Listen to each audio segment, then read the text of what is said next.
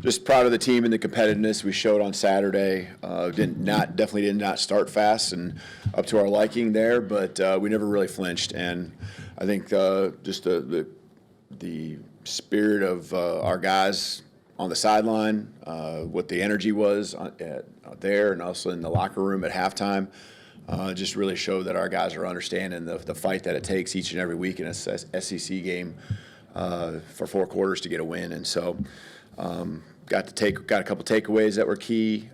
Time of possession, something that certainly was a positive for Vanderbilt, and will be again this week against Missouri, something that we took advantage of. Thought there was, again, some things that we did better, but some things that we definitely got to improve on. And, it's a hard reset this week going into Missouri. I think our guys, understood that, and Sunday, just making that and flipping the switch to where we got to move forward. We got a very good football team coming off a bye week. We got to play a 11 o'clock kickoff and on the road. So we just got to be ready to get ready to roll tomorrow. Have a great week of practice, and the guys I think are, now into that just rinse and repeat kind of mode, each and every week, understanding the process. And we got to continue to get better at the process, because again, those things that happened early in the game, or our lack of execution early in the game, that happened for a reason. Some of it's your opponent, but some of it's just we got to do our job better. And so that's going to be the challenge going ahead here. And again, Missouri posed a lot of problems for you, just what they do physically, running the football. I mean, they're dominant against the run. They're dominant.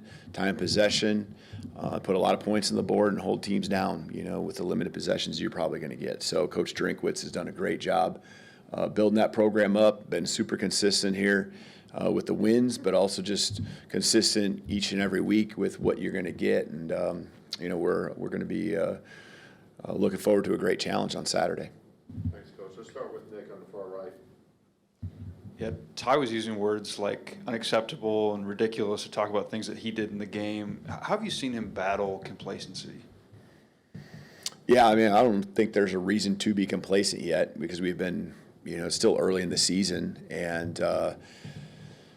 just that's the way we talk in the program. Just with it ain't good enough. Like there's so much area, and you're working on things, and you want to acknowledge improvement, and you want to acknowledge the ways that we fight, but from an execution standpoint, there was a lot of stuff that we can do better. And I think Ty recognized that. He felt that. You can, we're addressing it on the sideline. He can feel it. He knows what it's supposed to look like, and he understands. And he's past the point now where he's got to try to prove to people that he can do it. He's done it at a high level. So now it's about his leadership with our team, and helping us be the best version that we can each and every week as we improve.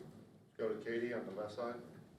You're in the middle of a 4-game stretch against ranked teams, and I think 6 of the next 7 overall. You talked about Missouri's coming off a bye, so are some of the other teams. Just have you ever been part of a stretch like this before, and kind of how do you have to approach this with your team? Yeah, I think there's always been times where you look at a month and you're like, back in whatever month in the spring, the schedule comes out and you're like, okay, that's going to be a grind, but you don't even look at it that way. You look at one game and you focus on that one game, and that's what we did against Georgia, and that's what we did against Vanderbilt, and now that's what we got to do against Missouri. You focus on only that game, and when you do it, all of a sudden you find yourself going through the month and you're like, okay, like we've gotten better, and okay, we got the win, and again, just focusing on the process, focusing on what it has to look like as we refine everything we're doing.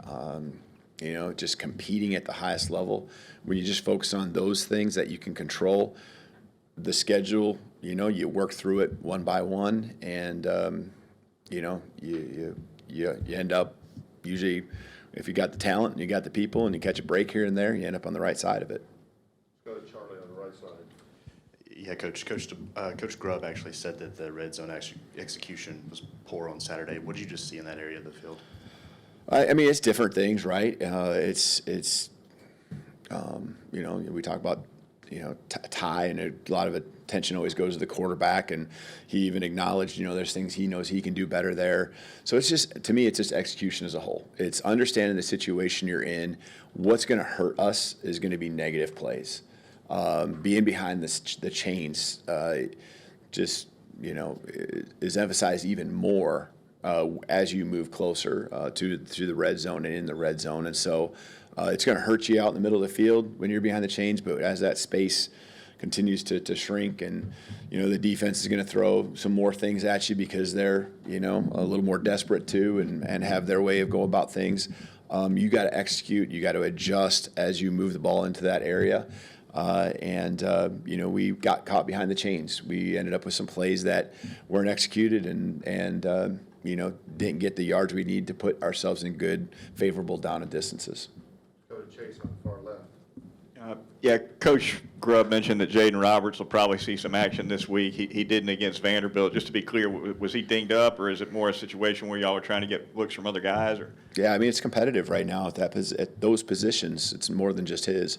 And guys are competing in practice, and that's, to me, a big part, of what you got to do. And the comeback for him has been progressing, and I think that's why you probably feel the vibe from Coach Grubb and the words he said. But he's got to just keep doing it, and that's what we ask of every guy, And some of these guys have gotten chances to get on the football field and taken advantage of it, and that's made it harder for others who maybe have had roles that were assumed.